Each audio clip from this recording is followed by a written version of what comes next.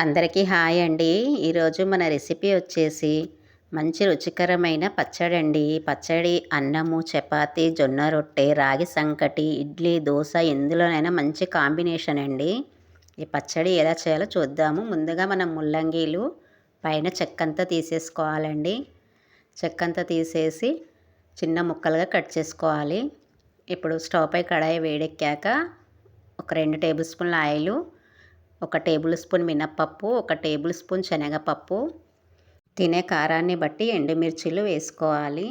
ఒక టమాటో ముక్కలు, కట్ చేసి ఉంచుకున్న ముల్లంగి ముక్కలు, నిమ్మకాయ సైజ్ అంతా చింతపండు వేసి నూనెలో మగ్గించుకోవాలండి.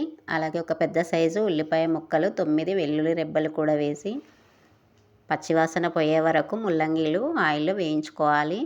ఇంకా స్టవ్ ఆఫ్ చేసేసుకొని చల్లారాక మిక్సీలో వేసుకోవాలి. కొద్దిగా కొత్తిమీర, అలాగే రుచికి సరిపడా ఉప్పు కూడా వేసుకొని మెత్తగా గ్రైండ్ చేసుకోవాలండి.